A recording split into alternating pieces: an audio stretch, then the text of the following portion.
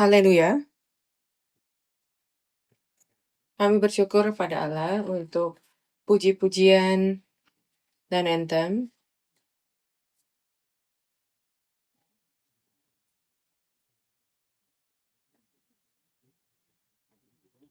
Apa kamu setuju kalau kita semua di sini bersukacita dan memuja karena pekerjaan dari Bapa kita?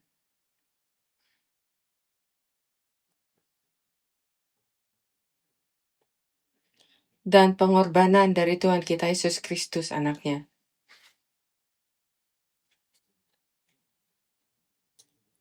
Kita telah belajar di kitab Galatia tentang kekuatan kasih karunia dan darah Yesus Kristus.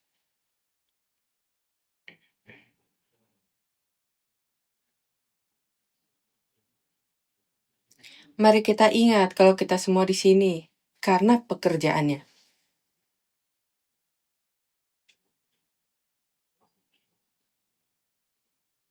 Amin.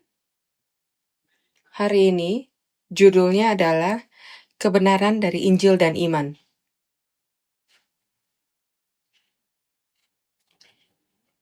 Injil bukan sekedar perasaan atau keyakinan manusia. Injil adalah kenyataan keselamatan yang telah Allah genapi di dalam Kristus Yesus.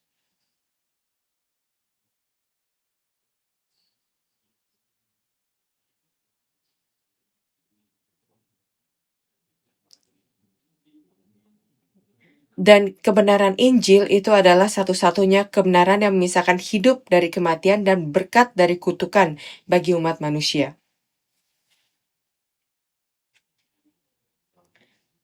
Dan setelah kita melalui buku Galatia dan Galatia 2 menyingkapkan pada kita perjuangan Rasul Paulus demi Injil.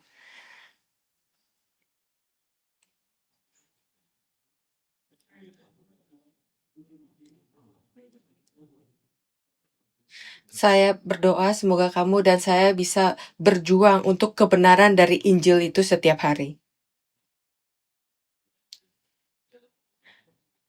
Dan kebenaran apa yang diperjuangkan oleh Rasul Paulus itu adalah kebenaran yang datang melalui iman dan ia akan membuatnya menjadi lebih jelas lagi di pasal ini.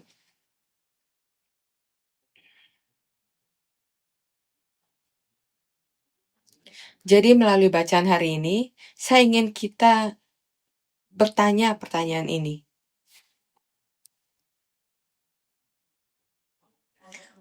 Sejauh mana kita dapat berjuang demi Injil, kebenaran?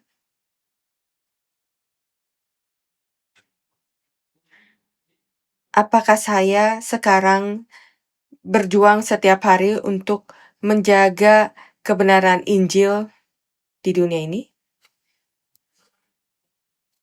Yang pertanyaan kedua, apakah saya sekarang berdiri di atas Injil, kebenaran, atau di bawah hukum dunia ini?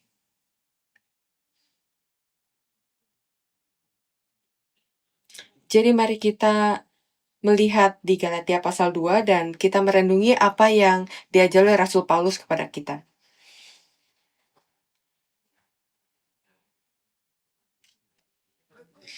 Argumen pertama adalah tidak ada kompromi dalam Injil kebenaran. Tidak ada kompromi dalam Injil kebenaran. Dalam bacaan yang kita baca hari ini, Rasul Paulus telah berkata, setelah 14 tahun sejak pertobatan pertamanya, ia mengunjungi Yerusalem lagi. Tujuannya jelas. Ia ingin menegaskan kepada para rasul apakah Injil yang diberitakan pada orang-orang yang bukan Yahudi adalah Injil yang benar.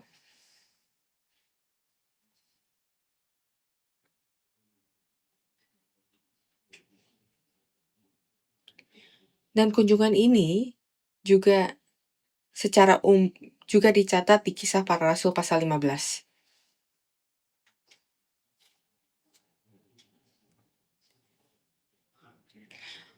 Mulai minggu lalu kita telah mempelajari ada argumen yang terjadi karena orang-orang legalis yang kita sebut sebagai Judaizer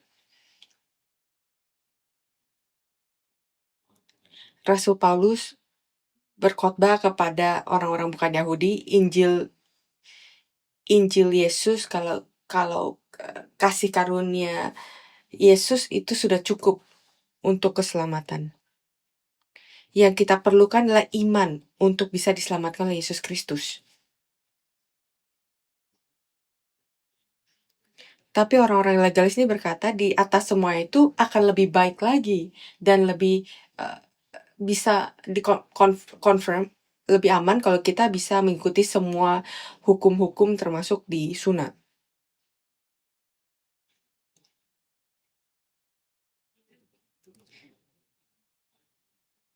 Jadi di Yerusalem, Rasul Paulus membawa pemuda yang bernama Titus. Titus adalah orang Yunani dan ia tidak disunat. Ia tidak bersunat. Di bacaan hari ini di ayat 3 dikatakan Paulus tidak memaksanya untuk disunat.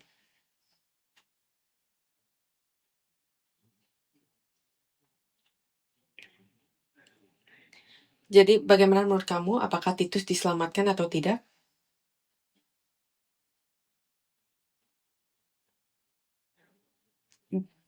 Buktinya apa kalau ia akan diselamatkan? Itu yang dikatakan oleh orang-orang Yahudi, orang-orang legalis, dan bahkan orang-orang yang menyebut diri mereka sebagai orang Kristen, rasakan. Tentu saja diselamatkan dengan kasih karunia, tapi akan lebih meyakinkan kalau memiliki disunat, kan? Jadi Rasul Paulus membawa Titus untuk membela Injil. Ia percaya kalau Titus adalah 100% diselamatkan oleh kasih karunia Yesus Kristus, walaupun ia tidak bersunat.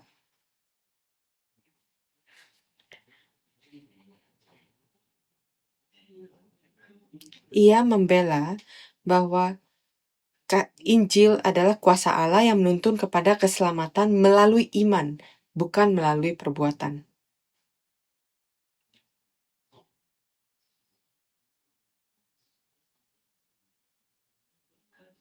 Tidak ada persyaratan etnis atau agama yang harus ditambahkan padanya. Tapi ia berkata di ayat 4, saudara-saudara palsu yang menyusup masuk.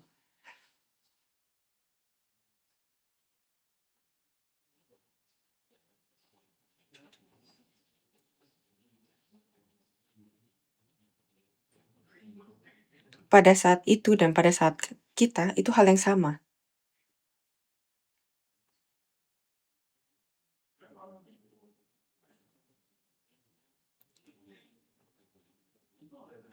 Ada orang yang mengajarkan sesuatu yang membuat Injil menjadi lebih ringan.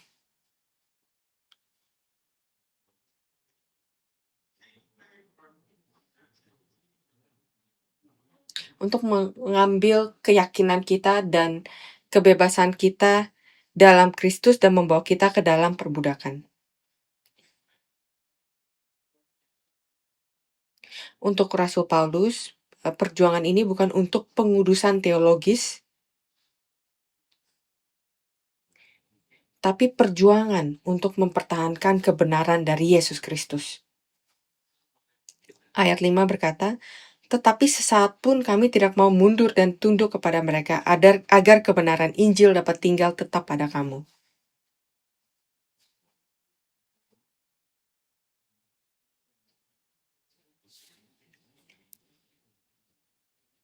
Bahkan saat ini, kita terus-menerus menghadapi garis depan, Injil lawan hukum. Dan kadang-kadang, di depan semangat kaum legalis atau di hadapan godaan, kompromi, yang mengaburkan Injil kita, Injil Kristus, kita harus berbicara seperti Rasul Paulus. Kami tidak akan menyerah bahkan sesaat pun.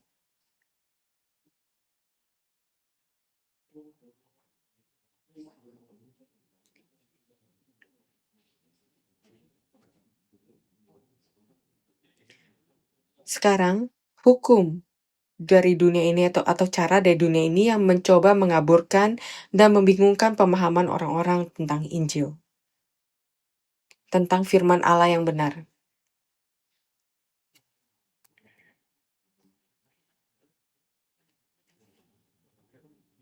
Mari kita memikirkan hidup kita sendiri. Apakah kita berkompromi untuk cara dunia ini, atau saya melawan, berjuang untuk kebenaran Injil dalam hidup kita.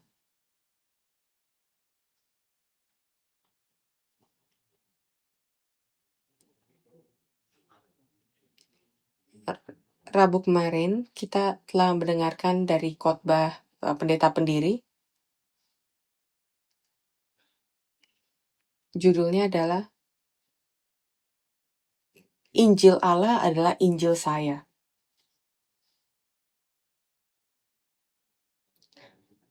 Rasul Paulus melindungi dan berjuang untuk Injil ini seolah-olah Injilnya itu adalah milik dia sendiri.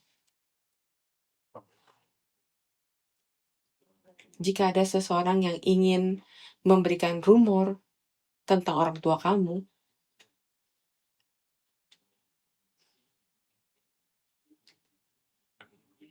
apakah kamu akan melakukan sesuatu untuk melindungi orang tua kamu?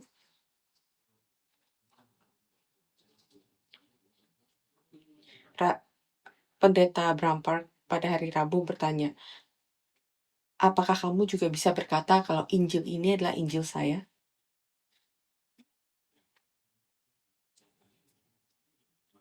Artinya, apakah kamu siap untuk hidup untuk Injil ini, dengan Injil ini, dan untuk melindungi Injil ini?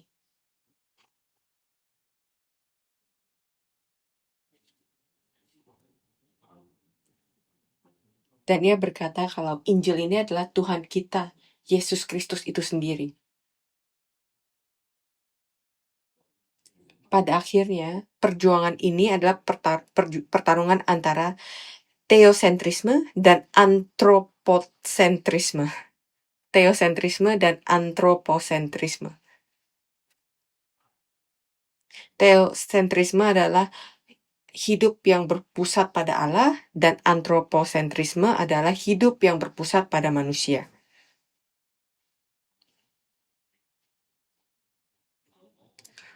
Hukum, jika dipahami dan ditafsirkan dengan benar sesuai dengan maksud Allah, dapat menuntun pada pemahaman yang berpusat pada Allah atau pada firman.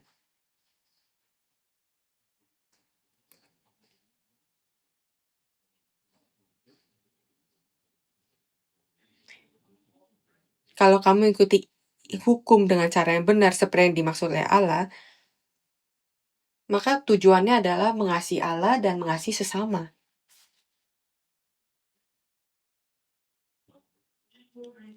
Tapi orang-orang pada saat itu melihat hukum dengan berpusat pada manusia, dengan politik, dan dengan pembenaran diri.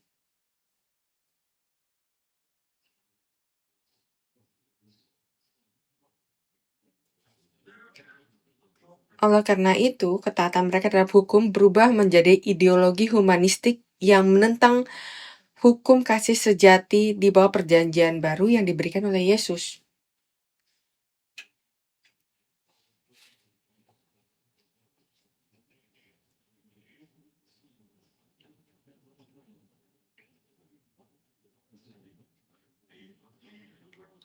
Mereka menggunakan hukum untuk mendapatkan apa yang mereka inginkan dengan cara yang buruk.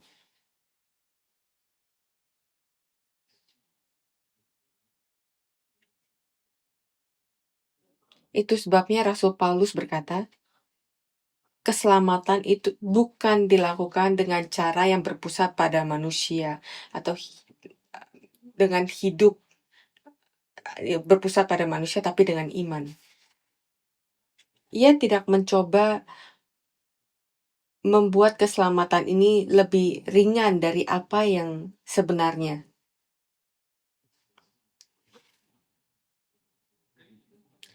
Banyak orang di zaman ini memiliki kesalahpahaman yang sangat serius tentang keselamatan.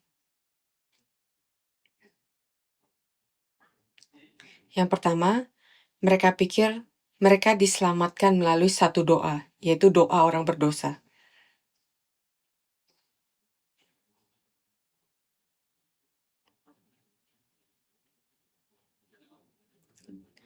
Sering sekali doa orang berdosa dilakukan dengan mengulangi apa yang dilakukan oleh seseorang, kan?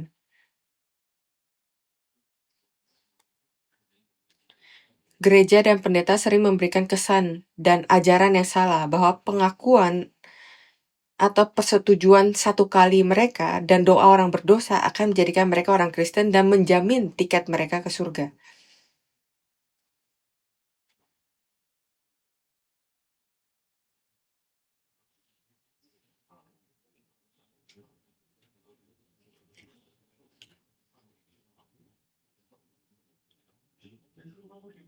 Dan dunia membuat mereka berpikir bahwa tugas gereja adalah membuat mereka merasa semua baik-baik saja, memberitahu mereka bahwa mereka baik-baik saja.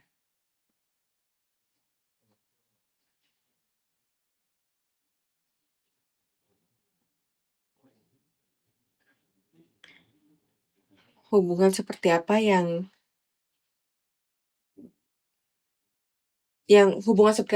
kamu pikir bisa kamu miliki dengan hanya memiliki satu kali doa pengakuan dosa kepada Allah? Bahkan hubungan pacar tidak sebegitu dangkalnya, kan? Bagaimana seorang dapat memutuskan untuk menjalin hubungan pribadi dengan Allah yang tidak kelihatan dengan begitu mudahnya, dengan mengulangi doa yang diucapkan oleh orang lain? Atau hanya berkata, "Oh, saya kira saya akan percaya pada Allah sekarang," atau "Saya telah percaya pada Allah sekarang." Harus ada pemahaman yang benar tentang siapa itu Dia. Harus ada pengalaman dan keyakinan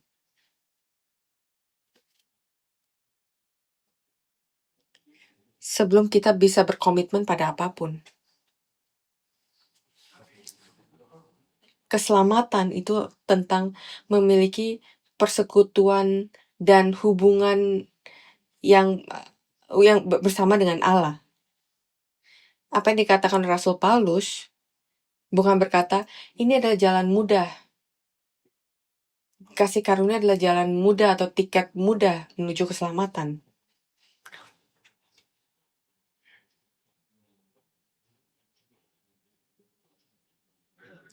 Tapi ia berkata, apa yang kamu katakan disunat, itu mungkin lebih mudah daripada keselamatan yang sebenarnya.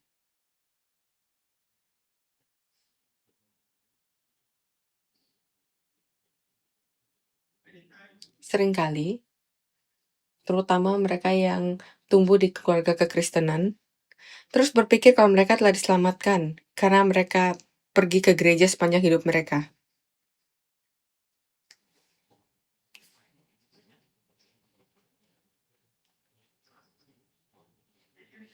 Mereka pikir mereka bisa hidup dengan cara yang sama seperti sebelumnya atau seperti jalan dunia ini dan melakukan apa yang diperlukan oleh gereja.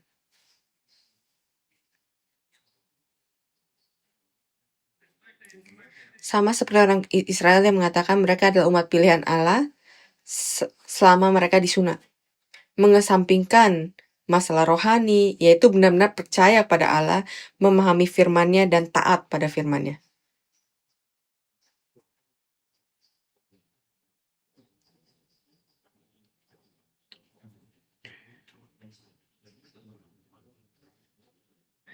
Beberapa orang Kristen percaya akan baik-baik saja mereka di zona aman selama mereka datang ke gereja setiap minggu atau bahkan sesekali.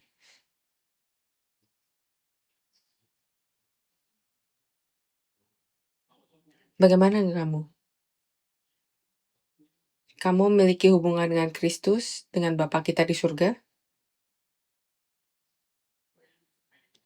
Atau iman dan keselamatan hanya hal religius yang kamu lakukan, sama seperti sunat?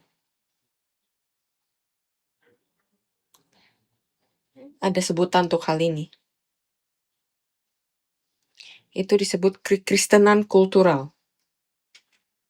Kekristenan kultural adalah agama yang dangkal mengidentifikasikan dirinya sebagai kekristenan.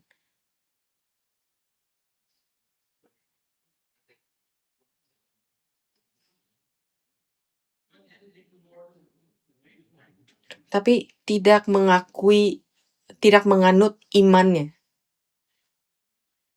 Hanya dalam nama saja, itu percaya secara nominal.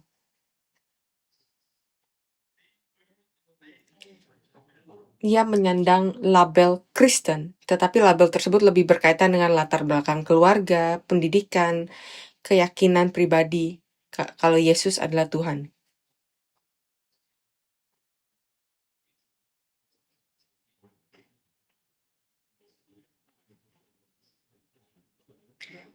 Itu seperti afiliasi keagamaan.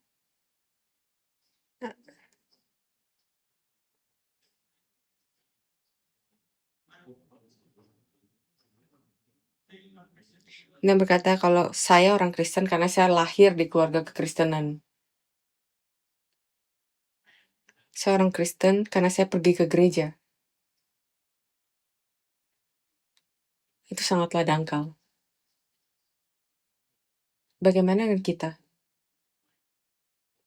Apakah saya orang Kristen karena saya adalah pendeta? Apakah kamu orang Kristen karena kamu adalah penatua, diaken, atau penatua wanita? Itu yang diperjuangkan oleh Rasul Paulus di sini. Poin kedua, Injil atau kemunafikan. Saya akan bacakan ayat 11-14.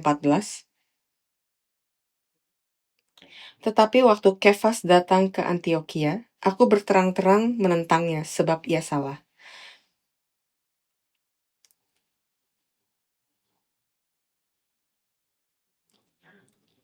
Di sini Kefas adalah menunjuk kepada Petrus. Pada saat itu Rasul Paulus itu hanya rasul baru dan Rasul Petrus itu yang terbesar, yang paling hebat.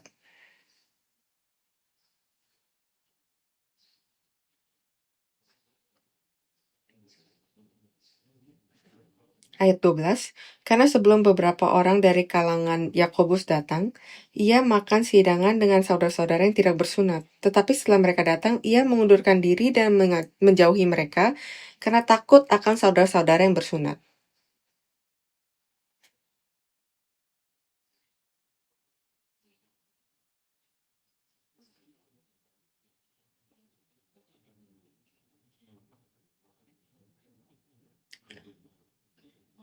Jadi Rasul Paulus berkata, Petrus menunjukkan dua sisi, dua muka. Ia makan dengan orang-orang bukan Yahudi, tapi ketika orang-orang yang disunat datang dari Yerusalem, ia menarik dirinya seolah-olah ia tidak makan dengan orang-orang yang yang bukan Yahudi.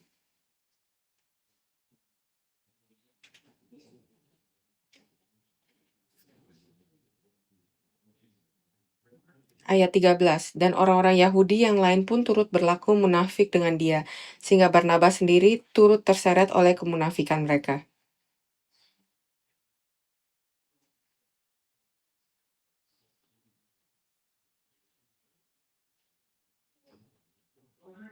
Tapi waktu kulihat bahwa kelakuan mereka itu tidak sesuai dengan kebenaran Injil, aku berkata kepada Kefas di hadapan mereka semua, jika engkau, seorang Yahudi, hidup secara kafir dan bukan secara Yahudi, bagaimanakah engkau dapat memaksa saudara-saudara yang tidak bersunat untuk hidup secara Yahudi?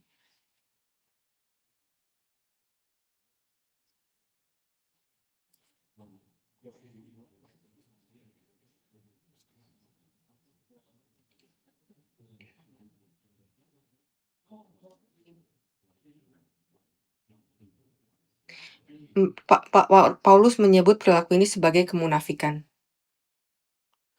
Ayat 14, dia berkata, mereka itu tidak sesuai dengan kebenaran Injil.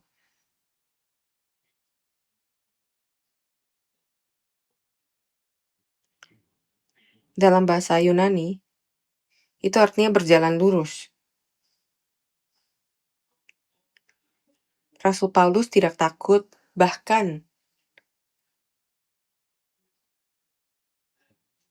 untuk menegur Petrus di depan umum ketika ia tidak berjalan lurus dengan kebenaran Injil.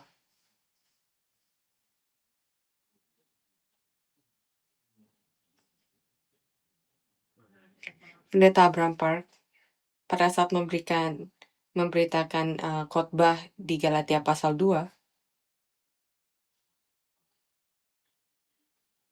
ia memberikan khotbah pada saat ia sedang melantik penetua.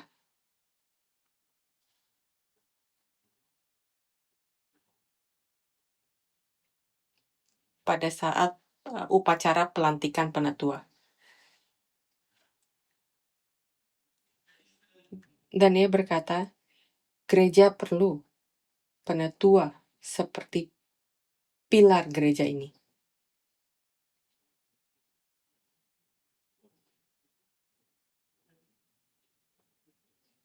Dan gereja perlu pilar yang tegak lurus.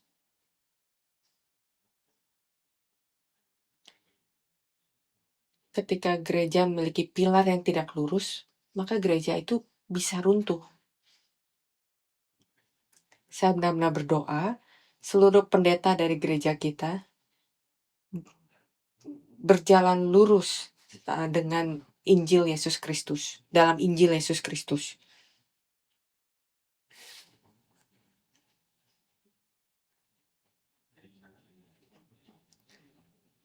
Banyak gereja pada saat ini, bahkan pemimpin dan pendeta, mereka kadang berkompromi.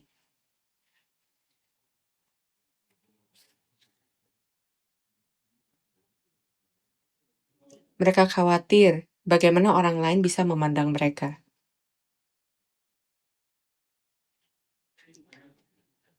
Jadi mereka mengencerkan khotbah mereka.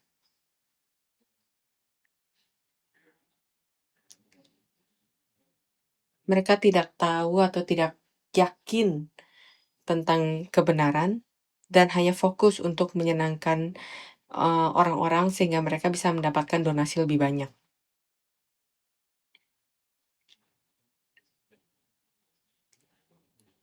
Atau untuk reputasi mereka sendiri. Kebenaran kadang memerlukan konfrontasi yang tidak nyaman.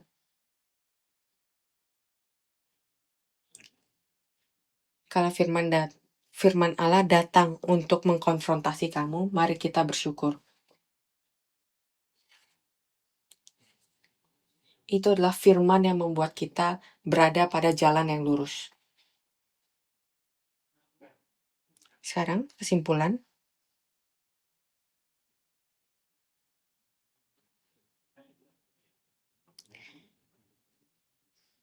Dibenarkan oleh iman saja. Mari kita baca. Saya akan meminta Diaken Wei Chong untuk membaca bacaan dari Galatia pasal 2 ayat 15 sampai 21.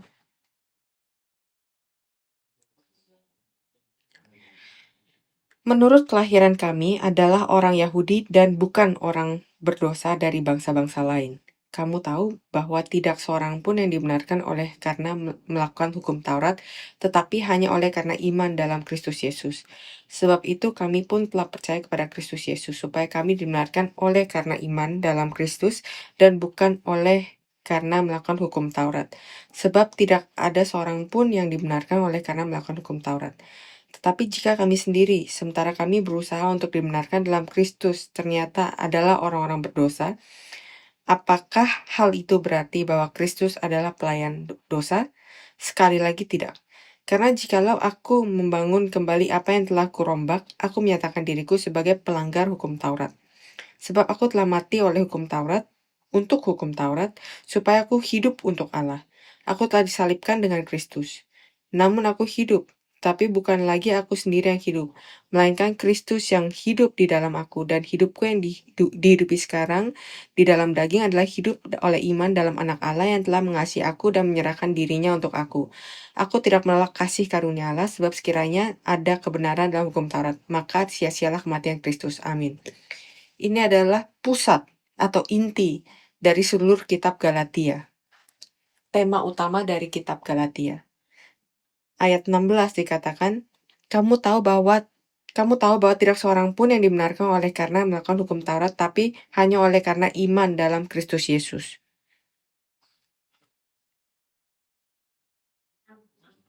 Dibenarkan di KAO itu adalah istilah hukum yang berarti nyatakan tidak bersalah.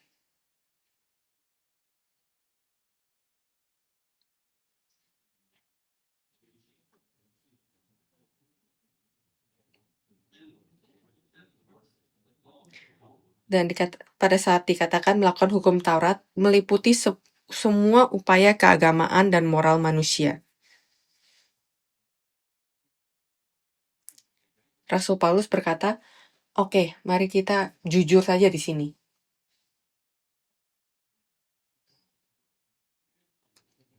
Kamu dan aku telah sama-sama berdosa.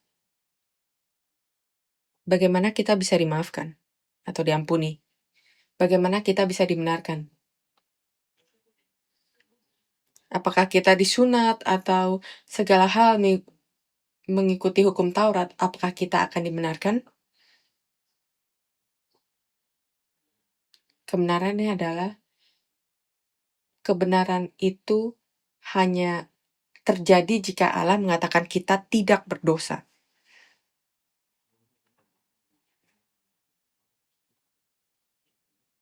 Itu tergantung hanya pada Allah. Jadi bagaimana kita bisa mendapatkan kebenaran itu? Dan itu disebut iman. Memiliki hubungan dengan Allah. Iman bukan hanya berpikir, oh Allah ada di sana, saya percaya.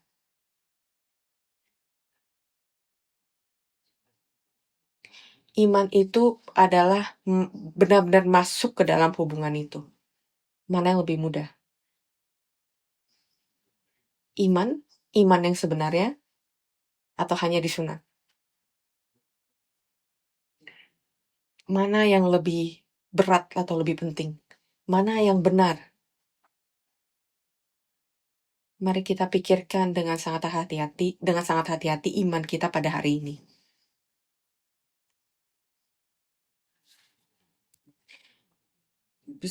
Seringkali itu adalah anthropocentris atau berpusat pada manusia.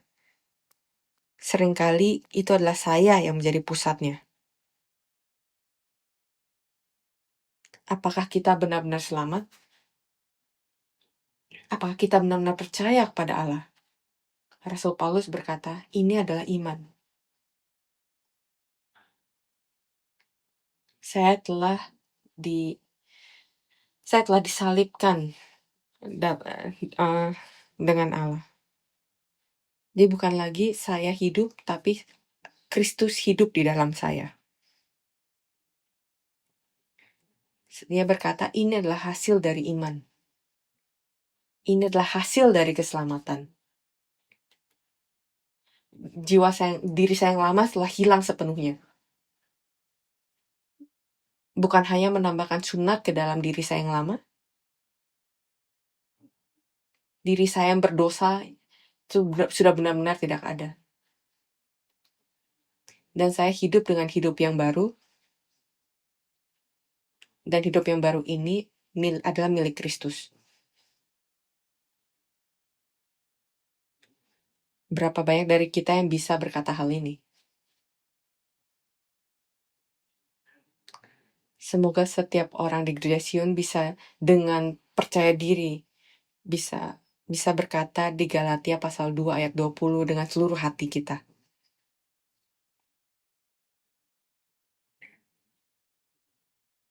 Amin, mari kita berdoa. Allah Bapa di surga, kami bersyukur atas kasih karunia-Mu.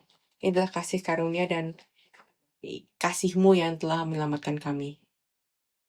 Dan Bapa, berpikir tentang seluruh dosa kita dan di mana kami seharusnya berada.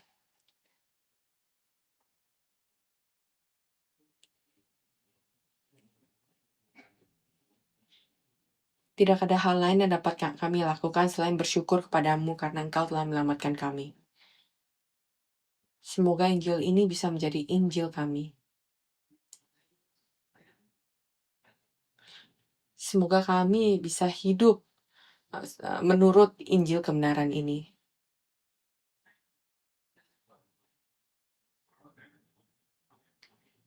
Semoga kami bisa melindungi Injil kebenaran ini melalui perbuatan dan hidup kami setiap hari.